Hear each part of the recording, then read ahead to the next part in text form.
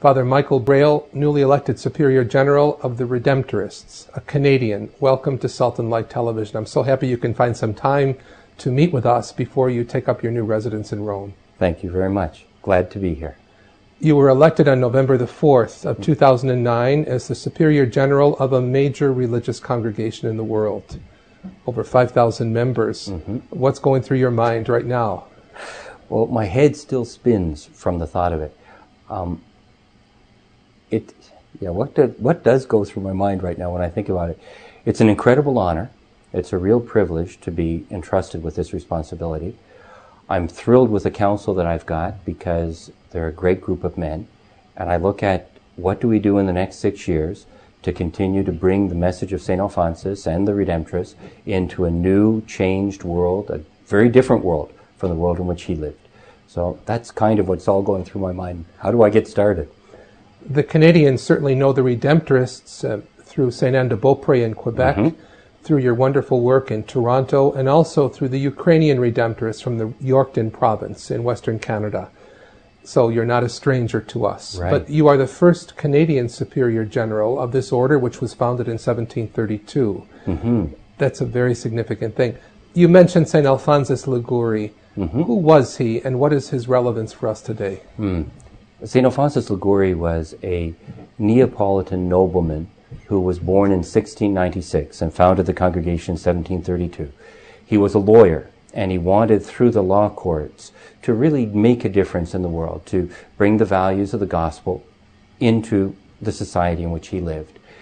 He found that he was disillusioned and that it was much more difficult to make the impact he would have liked to make at that time, going through the ordinary means. So he felt a call to the priesthood, to the abandoned, to the poor. Where I think he's particularly relevant for us today is that his whole life then became dedicated to bringing good news to people who had not heard the gospel as good news.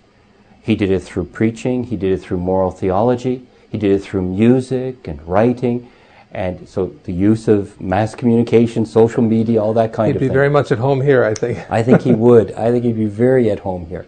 And so I think he still has something to say to us about how this message is such good news that we have to use everything in our power to communicate it to people, and especially to people on the margins, people on the edge, who may not have heard really how deep and wonderful God's love and God's redemption is. I'm glad you mentioned that because the theme of your congregation, the motto, is taken from Psalm 130. With him is found the fullness of redemption. Yes. It's a beautiful line. It's one of the first psalms I learned in Latin, and that motto, I realized just the past few days, is your motto. But also, you chose the name for your congregation, St. Alphonsus did, your predecessor in the job. Yes. The name of the Redeemer, Congregatio Sanctissimi Redemptoris. It wasn't called the Congregation of Jesus, the Society of Jesus, we know who they are, or the Society of the Messiah, the Society of the Lord, but of the Redeemer. What does that mean for you? And what is the significance of the Society, the Redeemer for us today, of redemption? Well, the notion of the Redeemer and the notion of redemption, if we talk about the person, I think it's always a little bit easier. The notion of the Redeemer is the one who's going out to look for the lost, the one who's going out to bring them back, the one who's bringing good news to people who wouldn't have heard it or wouldn't know it otherwise. If you follow the whole biblical tradition of the Redeemer in Israel, God is their Redeemer when they are most in need. Not because they deserve it, not because somebody else is oppressing them unjustly, simply because they're in need. God goes and stands by their side. Jesus, the Redeemer, comes to stand by our side because we're in need. We need him. And so that's where Alphonsus took it. So many people need to know somebody's on their side, somebody's with them, sharing their suffering, their hopes, their longings. And that's how St. Alphonsus pictured Jesus. He's with people. And he wanted Redemptorists to do the same. It's a beautiful concept. You know, I teach the Old Testament and the New Testament, but I was always very struck in talking about of Job, for example. That wonderful line that we know by Handel's Messiah, know that my Redeemer lives. But the word Goel, which is literally my defense attorney. It's the one who's defending me, but who's related to me by blood. And so you're speaking about a title, a name, that's a relationship as well. Absolutely. Not just somebody that I hire to defend me, but somebody who's bound to do that because of blood ties. That's right. And that's what always struck me about your congregation. Yeah. Yeah. Our nearest blood relative, that's the Goel, the one who is going to be with us through thick and thin. And that's who Jesus is for us. And that's what the incarnation means, that he becomes bound to us, not just for the time he lived on earth, but for all eternity. He is our blood brother. Yeah. It's not often that we have a Canadian priest who's the superior general of a major religious order. But you have good Canadian stock and Toronto stock. Yeah. You're a graduate of Neil McNeill High School, Yes. University of Toronto, the Basilian University of St. Michael's. And how did all of this happen? What drew you to the Redemptorists, Father Brehl? Initially, when I was in high school, I felt a call to be a priest. And I really wanted to be a religious priest. I wanted to join a community and to minister and work with a band of brothers. As I pursued that goal, that call, and I answered all kinds of ads and I saw all kinds of vocation directors, there wasn't anything that really clicked and said, this is home. This is where God wants me to be.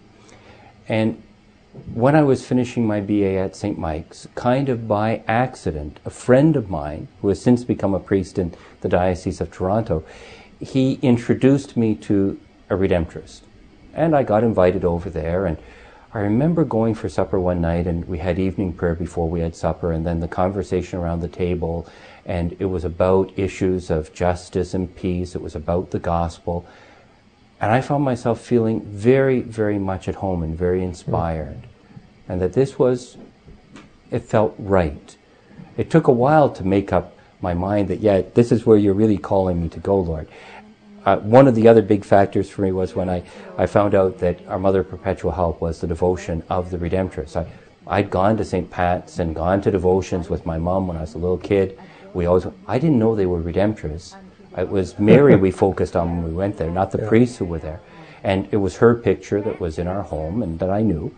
So to find out that this was really the Marian devotion of this community, where I was already starting to feel at home, was another thing that kind of bound me to say, yeah, it feels right. And then over the course of the next couple of years and going through novitiate, encouragement from my uncle, who was a priest here in the Toronto Diocese, and I had another cousin who was a Basilian, who was very supportive of me moving in this direction, knew the Redemptorists well. It just encouraged me, yet take that leap of faith. And I haven't regretted it. It's home. I'm glad you mentioned Our Lady of Perpetual Help. It was the first image of the Blessed Mother that was in our home. Yes. I didn't know that it was the Redemptorist image. I also knew that there were these priests who dressed like you. Yes. At a retreat house outside of Rochester, New York, where I grew up in Canandaigua. And when I met them and I saw the picture at that retreat house and I started putting two and two together and then reading much more about St. Alphonsus Liguori and his real interest in fostering authentic piety among simple people in the Kingdom of Naples, then throughout the world, you've been entrusted with that image of the Blessed Mother. Yes. Your congregation has a special place for that image. What is so important about OLPH, Our Lady of Perpetual Help? Just the very title, I think, that this is Mary of Perpetual Help. The notion that Mary is always by our side, that she is ready to help us with the gift of her Son, who is our Redeemer, through thick and thin, in all ways. St. Alphonsus didn't know the icon of Mother Perpetual Help. It was given to us by Pope Pius IX, now Blessed Pius IX. Right. He gave us the picture in 1865. And what did he tell you to do with it? Make her known to the whole world. And I think we've been pretty faithful to that command. But St. Alphonsus always talked about Mary as being the one who makes sure nobody falls through the cracks. Like any mother in a big family, the one who's always got a special eye for the one who's struggling, for the one who might be in greater need, and reaches out to that one. And that's what I think the title of Perpetual Help captures, that that's who Mary is for us and can be for us. St. Alphonsus always said she was our best co-worker on a parish mission, and to make sure that the Redemptorists carried her with us, because she'd reach those hearts that we might not be able to reach with a mother's love and tenderness. And I think she's been very good at that over the years. The stories I've heard from ordinary people about what Mother of Perpetual Help has done for them in their lives they just make you stop and say, there's a mystery here that goes beyond anything we really understand. Yeah, we're very privileged at Salt and Light Television to carry the devotions that you prepare here for the Canadian Church. The Mother Perpetual Help devotions. Very simple, music, reading of scripture, some commentary. But I think that touches the core of authentic piety, touches people's hearts and brings them to Christ. And the other thing that's always striking for me, each time I'm in Rome, even a couple weeks ago, I always go to the church in the Via Merulana. I'm amazed at the array of people that are gathered there all day long. Very simple people, people with habits like yourself, people from the street, business people, always stopping in there to pray. And I often wonder the dialogue that's taking place. And it's not even a parish church, it's a shrine, but it speaks to people. It does, it does. You're entrusted also with the work of moral theology in a special way. Alphonsus, as you mentioned, was a lawyer, but a doctor of souls, and there's a very special interest in the sacrament of reconciliation. What is the congregation doing on a large scale in the area of moral theology? Your centers, for example, that specialize in that. Well, the first center, and probably our most important center, is in Rome, and attached to that church where the icon of Mother Perpetual Help is. And that's what the Academia Alfonsiana, the Alfonsian Academy. And it's one of the primary academies for moral theology in the church. We've had a great record of professors teaching theology there, moral theology, and it specializes only in moral theology. Many, many priests, not only Redemptorists, diocesan and from other orders, have been trained there. Many seminary professors teaching moral theology around the world have been trained there. Many bishops have been trained there. We had the privilege of having Archbishop Gardine speak to us at the beginning of our chapter. He's a Franciscan, and he was their general superior, and he's also a graduate from our academy, and he made sure that we knew how proud he is that he studied moral theology at the Academy of St. Alphonsus. So I think that's a great work that we're trying to do. We have many more men now who are engaged in areas like bioethics, medical moral theology, end-of-life issues. We have men working on questions around war and peace and violence.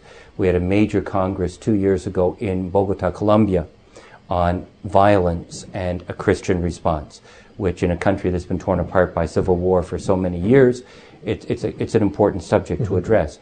So we're trying to be that kind of leaven, not only for the Redentorist congregation, but for the church at large. And I think through education, through publications, through workshops, through these congresses, I hope we're making a difference. The other side of it, though, is that we've always placed a real strong focus and emphasis on the sacrament of reconciliation. And St. Alphonsus, as is back 250 years ago, wrote one of the most influential manuals for confessors, in which he talked about that the confessor must be, first of all, a father who welcomes people, a doctor who offers healing, because a lot of sin is from brokenness. And what we might experience in terms of guilt has a lot more to do with what we've suffered and the healing that we require. And only at the end, well, a teacher, after being a doctor, a teacher who shows the way to Christ. And only at the end a judge. And he always spoke of a judge not as a judge who's looking to dole out the right punishment, but a judge who, like a good judge in the scriptural tradition, takes what's wrong and makes it right. So that if you have those attitudes as a confessor, that people will come and experience Christ first and foremost. Christ who embraces them, heals them, teaches them, and then removes the obstacles which keep us from living as real disciples, as a judge. There are times when we need somebody to give us a good talking to, but often the good talking to has to come in the whole context. In the context of love also, and that whole it goes back to the mission of the Redeemer, the Goel, who defends and is linked by blood, kin. Your congregation also has a special place for justice and peace. You've mentioned it several times, the conference that took place in Bogota in Colombia. What is unique about your approach to justice and peace? I'm not sure that I'd say there's something that's specifically unique.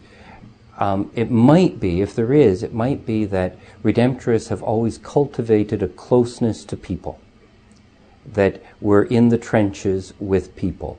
Redemptorist missionaries around the world have always been among the poorest of the poor, and we've often gone places no one else wants to go. And bishops will tell you, I had bishops from Brazil who came to the closing of the chapter, just wanted to express appreciation for what we've done in Brazil, that Redemptorists are usually willing to go where they can't always get diocesan priests to go, where they don't always draw vocations from. And so in that sense, I think there's something about speaking justice and peace from a context where you're living in areas of real oppression and injustice.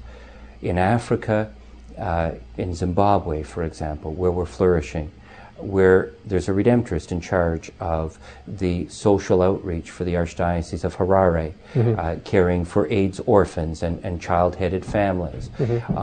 In Burkina Niger, where we've got Redemptorists working with the water projects, which bring water to desert areas where the Sahara is just moving in and taking over, and building wells and cooperation between Muslims and Christians. So I think that if anything marks us is that we're kind of on the ground. Yeah, it's that proximity is not just a theory, but it's becoming neighbors with people. Exactly, and it has to come out of that sense for us. Well, there are the whole notion of advocacy, changing structures, thinking critically, that's not foreign to us, and there are other groups that specialize better at that than we do. But I think we bring something to the conversation from our closeness to people. There have been some great Redemptorists in the area of moral theology that have impacted many of us. For example, I was impacted by Father Bernard Herring, by the French Father Thierry Mermet that I had the privilege of knowing and living with for a while in Paris. And I'm sure there are many others. And so the area of moral theology, this pastoral bond of mercy, of redemption, is alive and well in the Church, thanks to your congregation. The general chapter that you just experienced, what was it like? What were the main themes? What are the new hopes and energies emerging from it? We came into the general chapter having spent the last 6 years looking at our structures, our organization, and how it equips us to address the needs in a world that's become much more globalized, much smaller in some ways, a world very different from the world in which Alphonsus ministered. It started off by looking a lot at organizational questions before we got to the general chapter, but as we went through it, we were hearing a real call to conversion in ourselves and to a deeper sense of solidarity and availability for mission among Redemptorists worldwide. So when we met in chapter and we had the theme restructuring for mission, hope and action, many of us were saying this restructuring is not first and foremost about organization. This restructuring, it's about hearts. It's about hearts. And then what structures are going to allow those hearts to respond to real needs? In a globalized world with a mass migration of peoples, with Redemptorists in 78 countries, from every culture and language and background, how do we become available to leave our homeland with so many others who've had to leave their homeland so that we can minister to the needs of people in a strange country? Here in Canada, we're the recipients of massive numbers of people, new immigrants. Redemptorists are coming and working among that immigrant population to help them make the adjustment and the change. That's only one way. But how do we as a congregation come up with a greater sense of solidarity economically, with people, with personnel, with priests, to respond to a world that's changed? How do we do it through mass media? How do we do it through publications? How do we do it through the shrines where we minister? At the congregation, I'm sure you dealt with the question of vocations. You looked over those areas where there is new life coming forward, and those areas where it's been a little bit slow or even absent. What's the vocation picture for the Redemptorists throughout the world? Well, after a long period of declining numbers, we've been holding steady for the last number of years, and that's due to a real rise and increase in vocations in Latin America, Asia, Africa, and holding pretty well in Eastern Europe. We're now out to Siberia and Kazakhstan as well, so we're in the Far East, in what would still be considered part of Europe, I guess. Vocations are coming in those areas. In the West and in the North, in North America and Western Europe, vocations have really diminished, quite a bit. Why? In a world that's longing for mercy, in a world that needs that presence of the Messiah, of the Redeemer. Why is it so difficult, do you think, in these cultures, in Western cultures, as you described? I don't know if I had the answer. I wish I had the answer to that question. Why is it? I think some of it has to do with individualism and consumerism that we're experiencing. I think some of it has to do with the overarching influence of not secularized society, but a secularizing influence that doesn't leave a lot of space for God, doesn't leave a lot of space for quiet. I think that those kinds of things have a great impact. The size of families in the West and the North, I think, also contributes and is a factor. Is there something more? I'm not sure.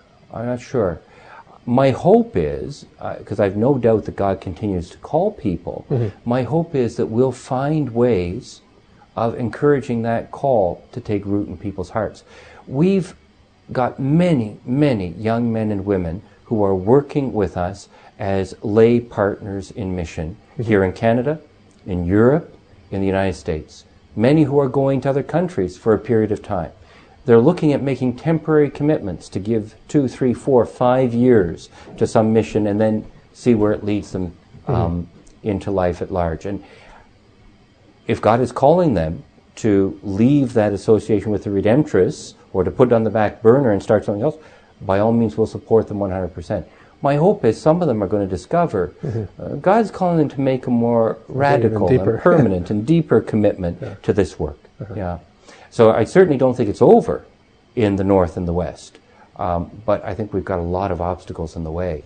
And how do we address those obstacles without losing heart? You've served as provincial of the Canadian Redemptorists here in Toronto for several years. What will you bring from the Canadian experience of leadership to the universal experience now that's entrusted to you as the new Superior General? I was thinking about that actually just the other day. I didn't know you were going to ask me that, but I was thinking about that.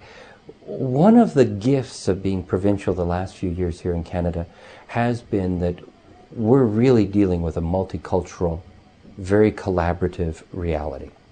And I've learned a lot through that. I've learned a lot about how difficult it is and yet how enriching it is to bring together a community where people come from a variety of languages and cultures. It's difficult because if one doesn't consciously choose how to live community life and put Christ at the heart, all kinds of things that are non-essential get in the way.